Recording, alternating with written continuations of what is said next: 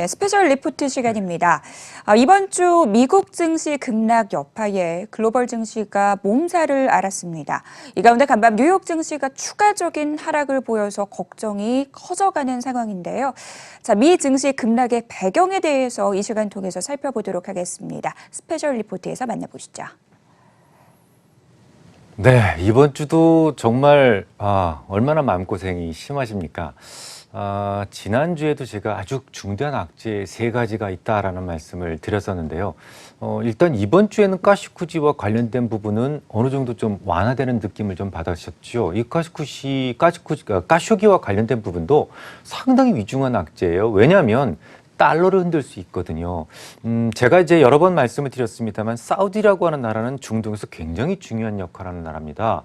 유대인들의 중동 균형 전략의 핵심이기도 하고 오늘날의 달러를 만들게 된 어떤 그 지지 기반이기도 합니다. 달러가 아니면 석유를 못 사게 만들었기 때문에 오늘날의 달러가 기축통화가 된 거였거든요. 그러니까 언론인 살해 사건이 이게 사우디의 어떤 그 왕실의 소행으로 밝혀진다면 미국은 제재 조치를 안 할 수가 없고 이렇게 되면 달러 자체가 흔들릴 수 있는 매우 위중한 악재였어요. 그런데 글쎄요, 이번 주는 대충 넘어갈 것 같은 느낌도 들지요. 일단 지금 뭐 이렇게 살해 장면이 담긴 육성 테이프를 가지고 있다라고 얘기했던 에르도안 이 터키 대통령이 목소리가 좀 작아졌어요. 그리고 오히려 두문불출하던 MBS, 그러니까 무하마드 빈 살만을 저는 MBS라고 그러는데요. 이 MBS는 오히려 공식석상에 나왔습니다. 나와서 이렇게 이야기를 합니다. 많은 사람들이 터키와 사우디를 이간시키려고 하지만 나와 폐하 그리고 에르도안이 있는 한 어림도 없다라는 얘기를 했어요. 근데 좀 이상하지 않습니까? 뭐가 이상하냐고요? 에르도안은 지금까지 증거가 있다라고 분명히 이야기를 했습니다. 막 압박을 했었는데 근데 증거를 지금 더 이상 밝혀내지 않고 있어요. 제시하지 않고 있습니다. 그리고 빈 살만도 마찬가지입니다. 사실 에르도안은 자신의 목을 조르던 사람이었는데 오히려 그 사람을 마치 존경하는 듯한 느낌을 받게끔 그런 멘트를 했거든요. 이렇게 봤을 때 저는 어떤 생각을 했냐면 요 두 명 간의 어떤 모종의 계약이 좀 있지 않았을까라는 생각을 합니다. 하지만 심증만 그렇게 갈 뿐 물증은 없어요. 그럼 이 문제가 완전히 다 끝났느냐? 그렇지는 않습니다. 워낙 위중한 문제다 보니까 지금 이제 그 영국이나 독일에서는요, 요 문제가 깔끔하게 클리어되기 전까지는 무기 공수를 하지 않겠다, 무기를 판매하지 않겠다라고 이야기를 했고요. 뭐 물론 러시아에서는 사우디에서 워낙 무기를 많이 사가다 보니까 나는 너의 말을 믿어라고 이야기를 했지만, 어떤 우방들 중에서 많은 나라들이 지금 돌아서고 있고 또 더 중요한 게 국제사법재판소에 회부해야 된다라고 지금까지 얘기를 하고 있기 때문에 이 문제는 언제든지 다시 수면 위로 나올 수도 있다라는 생각을 일단 가져주십시오. 그 다음에 이탈리아 문제는요. 뭐 물론 이번 주에는 조금 역시 마찬가지 수면 아래로 좀 내려가는 모습이었어요. 이게 악재라는 게 기단과 같아서 팽창했다가 수축됐다가 합니다. 그런 운동을 하는데 이번 주에는 ECB의 드라기 총재가 이런 얘기를 합니다. 그래, 양측 간에 어떤 뭐 문제가 있어 하지만 이 갈등은 분명히 해결점을 찾게 될 거야 라고 이야기를 합니다. 그 바람에 조금 수그러들었는데요. 글쎄요, 제 생각은 그렇게 쉽게 해결될 것 같지는 않습니다. 일단은요, 그 북부 리그라고 하는 북부 연맹하고 오송운동이라고 하는 이 단체 자체가 극우와 극좌입니다. 이게 잘 안 어울리는 그런 그 단체인데 연정을 이루고 있어요. 그러니까 서로 좋은 부분만 자, 너도 좋은 거 하나 내, 나도 좋은 거 하나 내 이렇게 해가지고 지금 정말 최악을 향해서 가고 있거든요. 요번에도 일 안 하는 사람한테 약 한 우리나라 돈으로 한 100만 원 정도를 그냥 수당을 지급하겠다라고 하는 그 남쪽 오송운동의 주장 그리고 감세를 원하는 북부동맹의 그 주장이 몽땅 다 합해져서 재정 투자를 2.4%까지 전 정부의 거의 3배까지 늘리겠다라고 한 것이 이 사건의 발단인데요. 글쎄요, 이걸 갖다가 지금 많은 사람들이 권고를 합니다. 너희들 그러면 안 돼. 지금 국가 부채가 GDP의 130%가 되기 때문에 너희들 지금 위험해. 더 낮춰야 되라고 하지만 지금 이제 이탈리아에서는 뭐라고 얘기를 하냐면 나는 1유로도 양보할 수 없다. 그리고 플랜 B는 우리한테 존재하지 않는다. 이렇게 이야기를 합니다. 원래 극우나 극좌들은 잘 이렇게 타협을 하지 않습니다. 내 말 들어줄래? 아니면 말래? 이걸로 가기 때문에 도무지 뭐 대화가 좀 잘 안 되는 편이죠. 그래서 저는 이게 오히려 연말로 갈수록 좀 더 위중한 문제가 될 가능성이 상당히 높아졌다라고 좀 보고 있어요. 왜냐하면 아시다시피 ECB에서 지금 양적 완화를 거의 테이퍼링, 점점 줄이고 있습니다. 9월 달에 이미 150억 유로까지 줄였고요. 12월 달이 되면 아예 이제 안 합니다. 양적 완화를 안 하게 되는데요. 지금까지는 ECB에서 이탈리아 국채를 사줬단 말입니다. 그런데 그때 안 사주게 되면 이탈리아 국채의 유동성은 더욱 악화될 수가 있거든요. 일반적으로 독일 국채와 400베이스 포인트가 벌어지게 되면 이건 유동성 위기 첫 단계다라고 보고 있습니다. 유동성 위기의 첫 단계인데 지금 이미 연말이 되기도 전에 이탈리아 국채와의 스프레드가 320베이스 포인트까지 벌어져 있어요. 언제든지 폭탄이 될 수 있는 조건을 갖추고 있다라고 볼 수가 있겠죠. 그러니까 중미 간의 무역 전쟁, 그리고 카시쿠지 살해 사건, 그리고 이탈리아의 이 정치적 문제, 재정 문제, 요것은 다 한판 엎어치기로 시장을 끄집어내릴 수 있는 위력을 가지고 있는 아주 중대한 악재입니다. 하지만 지난주 목요일 날에 더 큰 위기가 지금 터졌죠. 더 큰 문제가 지금 터졌죠. 오늘은 그 부분을 먼저 좀 체크하고 가야 될 것 같습니다. 먼저 예를 들어 드리죠. 부부가 푸주간을 해서 먹고 살아요. 그런데 늘 우리 남편이 좀 미친 것 같아 라는 말을 하고 다닌다면 어떨까요? 어떻게 될 것 같습니까? 물론 그렇게 말하고 다니는 당사자야 기분이 좋고 뭐 마음이 좀 편할 수는 있겠습니다만은, 후련할 수는 있겠습니다만, 결국 시간이 지나면 지날수록 그 집에 가서 고기를 사고 싶은 사람은 점점 줄어들 가능성이 높다라고 생각이 됩니다. 미국은 달러를 찍어서 팔아먹고 사는 나라입니다. 그러니까 달러가 가장 큰 수출품이고요. 가장 이익이 많이 남는 아이템입니다. 뭐 그렇지 않겠습니까? 종이에다가 찍 찍어가지고 100달러 이러면 100달러의 가치가 인정이 되는 거니까요. 근데 그 달러를 만들고 관리하고 유지하는 사람이 누구냐면 바로 연준입니다. 그런데 그 연준이 미쳤다는 겁니다. 미쳐 돌아가고 있다라고 주장을 합니다. 그것도 베네수엘라의 대통령이 그렇게 얘기를 했다면 뭐 그럴 수 있어라고 생각을 하겠는데, 이건 전례 없이 정말 상식 밖으로 미국의 대통령이 그런 말을 하고 있습니다. 글쎄요, 지금 워낙 큰 악재들이 산재하고 있어서 이 악재가 지금 슬쩍 덮어져 있지만, 사실은 연준에 이렇게 도전적으로 얘기를 하고 이거 미쳤다 뭐 이렇게 얘기하는 것은 그것 자체로도 시장을 폭락시킬 수 있을 정도의 엄청난 악재가 될 수 있는 발언이었어요. 아무튼 이럼에도 불구하고 사실은 시장은 그나마 조금 유지가 되고 있었는데요. 여기서 이제 문제가 이제 터져 버리게 되는 거죠.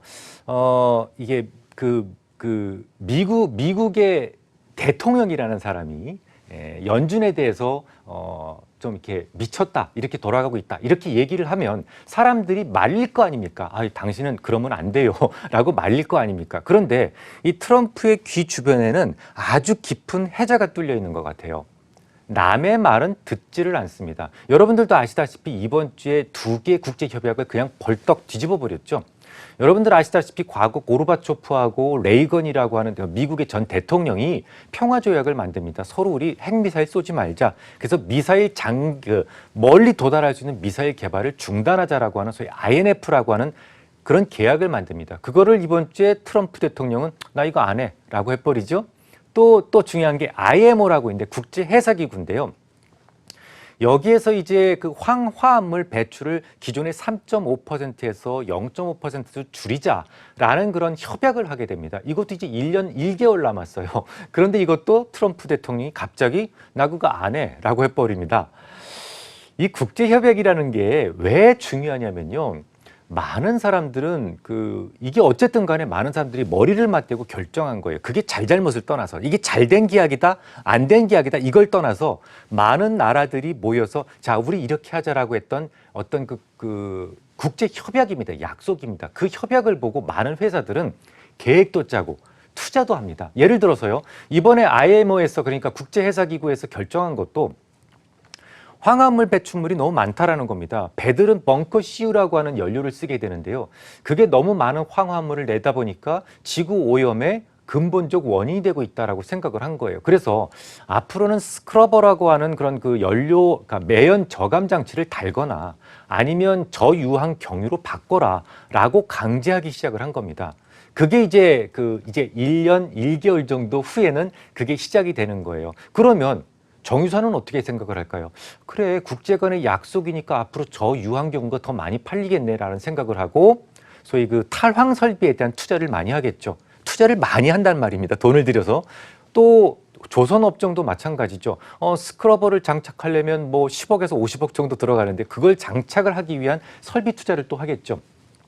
그런데 트럼프가 아무런 생각 없이 틱 던져버립니다. 나 그거 안 해. 라고 해버리면 그동안 투자를 하면서 준비했던 회사들의 상실감은 얼마나 크겠습니까? 도무지 정신이 없는 거죠.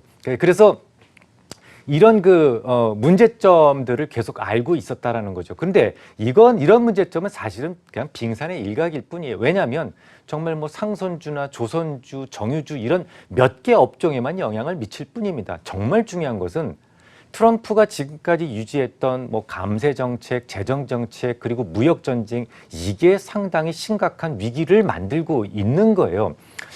사실 감세 정책이나 재정 정책은 아무 때나 쓰는 게 아니죠. 언제 쓰는 겁니까? 경기가 위축될 때 쓰는 겁니다. 경기를 자극하기 위해서요.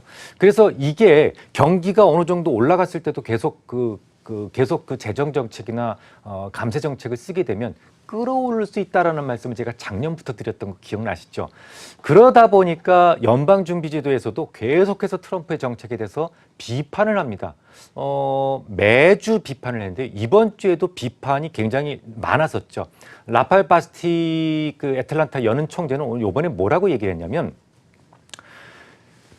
엑셀레타에서 발을 빼야 된다라고 이야기를 했습니다. 이 가속기라는 그 표현이 뭐를 의미하냐면 감세 정책이나 재정 정책, 금리 정책 등을 통해서 경기를 부양하는 정책을 의미해요. 그러니까 운전자가 속도가 붙었음에도 불구하고 가속 페달에서 발을 떼지 않으면 속도를 제어하지 못해서 위험해질 수 있다라는 은유적 표현을 통해서 트럼프의 감세 정책이나 재정 정책이 즉시 중단돼야 된다라고 경고를 한 겁니다. 그 다음 날에도 로버트 카플릭 총재가 또 뭐라고 얘기를 했냐면 미국의 경제는 지금 너무 좋다. 그래서 경기 부양책이 필요하지 않다라고 이야기를 하면서 그럼에도 불구하고 경기 부양책을 하고 있기 때문에 연준에서는 계속해서 금리를 올릴 수밖에 없다라고 이야기를 합니다. 그런데 이 말을 계속해도 그걸 못 알아듣습니다. 못 알아듣고 오히려 어떻게 얘기를 하냐면 미쳤다라고, 미치광이라고 지금 얘기를 합니다. 늘 얘기할 때 어떤 얘기를 또 붙이냐면요. 아니 오바마 때는 제로금리였는데 왜 내가 대통령이 되자마자 금리를 올려? 라고 이야기를 합니다. 이건 정말 답답한 얘기거든요. 그러니까 경기 스테이지에 따라서 금리를 올리고 내리고 하는 것조차 모르는 겁니다. 과거의 시행사 시절에 그냥 몸으로 체감했던 금리가 낮은 게 그냥 최고야 라는 거 이외에는 다른 건 전혀 생각하는 게 없는 겁니다. 그러니 사람들은 얼마나 답답하겠습니까? 근데 여기서 또 중요한 게 뭐냐면 이분은 누군가를 만날 때 그 상대방의 얼굴에 침부터 뱉고 시작을 한다는 거예요. 여러분들 아시죠? 무역 전쟁이 막 시작이 됐을 때 7월 달, 8월 달에 그 스텝들이, 그러니까 시진핑의 스텝들, 미국의 스텝들이 서로 만나서 이 둘을 좀 화해시키려고 노력을 많이 했어요. 그래서 여러분들도 아실 거라고 생각이 됩니다. 스티브 문우신과 중국의 류허가 만나기로 했었어요. 그게 8월 달이었습니다. 그런데 만나기로 했다가 중국 쪽에서 안 만나라고 거절을 해버리죠. 왜 거절을 했는지 여러분들도 아실 겁니다. 트럼프가 그 다음날 2천억 달러의 관세를 부과하겠다라고 선언을 해버렸어요. 그것도 당장 부과하는 것도 아니고 그것도 내년부터 부과하는 건데 하필이면 류허하고 스티브 문우신이 만나기로 했으면 그냥 만나는 거나 좀 보고 있지. 아마 그때 트럼프가 가만히 있었으면 주가는 드라마틱하게 지난 여름에 올랐을 겁니다. 근데 거기서 초를 치는 바람에 주가는 다시 떨어지게 되죠. 이걸 누가 예측이나 하겠습니까? 도무지 이건 상식적으로 예측이 안 되죠. 이번 주도 마찬가지입니다. 여러분들도 아시다시피 미국의 존 볼튼이 러시아로 갔어요. 러시아로 갔으면 그냥 가만히 있으면 되는데 하필이면 지금까지 가만히 있다가 오늘까지도 그냥 가만히 있다가 존 볼튼이 딱 러시아로 가니까 나 INF 탈퇴할래. 러시아는 지금 장거리 미사일을 개발하고 있어. 라는 말을 해버립니다. 아니 왜 가만히 있다가 하필이면 그러면 거기서 푸틴 만나러 간 존 볼튼 얼굴꼴이 뭐가 됩니까? 뭐 물론 푸틴하고 지금 만나기로 약속을 했다고 그러지만 푸틴 쪽에서는 지금 이렇다 저렇다 얘기를 안 하고 있어요. 삐진 거죠. 그리고 올 11월 달에 G20 정상회담이 있습니다.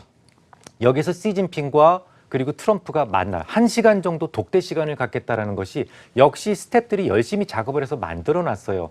근데 이때도 트럼프가 아무 말 하지 않았으면 주가는 올라갔을 겁니다. 그런데 트럼프는 또 이렇게 얘기를 합니다. 중국은 더 힘들어야 돼. 더 고통받아야 돼. 그리고 나는 지금 너희들하고 이야기하고 싶은 생각이 없어. 라고 이야기를 합니다. 그냥 가만히만 있어도 되는데 왜? 기대치에 의해서 주가는 움직이거든요. 아, 둘이서 만난대? 그럼 여기서 뭔가 좋은 일이 생길 수 있을 것 같다라는 것 때문에 올라갈 수 있는데 가만 놔둬도 되는 걸 그렇게 한마디 툭 던짐으로써 또 죽을 쓰게 만드는 거죠. 뭐 물론 이제 트럼프한테 저도 많이 겪어봤기 때문에 트럼프한테 어떤 예절을 바라지는 않습니다. 어떤 그 국가 간의 예절을 지키기를 바라지는 않습니다. 하지만 상업적 거래라고 할지라도 이건 정말 슈퍼 갑질도 아닙니다. 이건 정말 이래서는 안 된다라고 생각이 됩니다. 뭐 그래서 정말 이런 상황에서 마치 등불이 거의 꺼져가는 상황. 그러니까 주가가 계속 떨어지는 거고 실망해서 또 떨어지고 실망해서 또 떨어지고 또 떨어지고 있는 상황에서 드디어 문제가 빵 터진 겁니다. 지난 목요일이었죠. 여러분들 목요일날 주가를 보셨습니까? 주가가 보합에서 출발했어요. 미국 증시가. 그러다가 나스닥이 4%까지 떨어진 겁니다. 어떤 사건 이후에? 바로 베이지북이 발표되고 나서 그 전후로 해서 주가가 급락을 하게 됩니다. 베이지북에 무슨 말이 써였을게요? 바로 트럼프의 재정 정책과 무역 전쟁으로 인해서 실질적으로 물가가 오르기 시작했다는 것을 명문화하게 됩니다. 그리고 기업들은 무역 전쟁으로 인해서 생긴 비용을 상쇄시키기 위해서 물건값을 올리기 시작을 했다라는 이야기를 거기다가 명문화를 시킵니다. 그리고 연준은 뭐 하는 기관이라고요? 절대로 물가가 오르게 둬서는 안 되는 기관입니다. 그러니까 연준의 존재 목표는 인플레이션 파이터예요. 그러니까 물가가 오른다. 무역 전쟁 때문에 물가가 오른다. 그래서 연준을 탓하지 마라. 연준은 스테디하게 금리를 기존에 생각했었던 중립금리보다 훨씬 더 위까지 계속해서 올릴 수 있다라는 경고를 하게 됩니다. 안 그러면요. 달러 가치가 붕괴될 테니까 달러 가치가 붕괴되지 않도록 연준에서는 행동하지 않을 수 없다라는 것을 써놓게 됩니다. 그래서 사람들은 울먹거리던 주가가 급락을 하기 시작을 했던 겁니다. 이유가 뭔지 여러분들 충분히 아셨죠? 자, 그러면 언제쯤 이 고통을 벗어낼 수 있을까요? 언제쯤 주식을 편하게 살 수 있을까요? 이게 만약에 구조적인 문제라면 제가 PER 하단부 어디쯤에서 매수를 서서히 하면 되겠습니다라고 말씀을 드리겠어요. 하지만 아시다시피 오늘이라도 시진핑하고 트럼프하고 악수하고 끌어안고 이런 모습이 연출되면 주가는 그래도 안 오르겠습니까? 그날부터 오를 겁니다. 하지만 이게 절벽을 향해서 가는 거라고 말씀드렸죠. 무역 전쟁이 해결되지 않으면 분명히 둘한테 이 돌이키지 못할 커다란 피해를 입히게 됩니다. 그걸 반영해서 지금 주가가 떨어지는 거거든요. 트럼프하고 시진핑이 끝까지 만나지 않고 서로 삐져 있다면 주가는 더 떨어질 수 있죠. 그래서 이런 경우에는 여기가 어디여쯤에 저점이 있을 것입니다라고 단단한 지점을 설명드리기가 어렵습니다. 이럴 때는 어떻게 하시는 수밖에 없냐면 기술적 분석에 의존하시는 수밖에 없습니다. 아들에게 보내는 편지에 제가 예술적 분석편에 잘 설명을 해두었는데요. 꼭 한번 보시기 바랍니다. 많지도 않아요. 딱 두 가지만 확인하시면 됩니다. 마이너스 DI와 ADX가 만난다. 또 MACD 오실레이터가 호전된다. 이 두 가지 조건만 완성되면 우리는 비중을 70%까지 늘리도록 하겠습니다.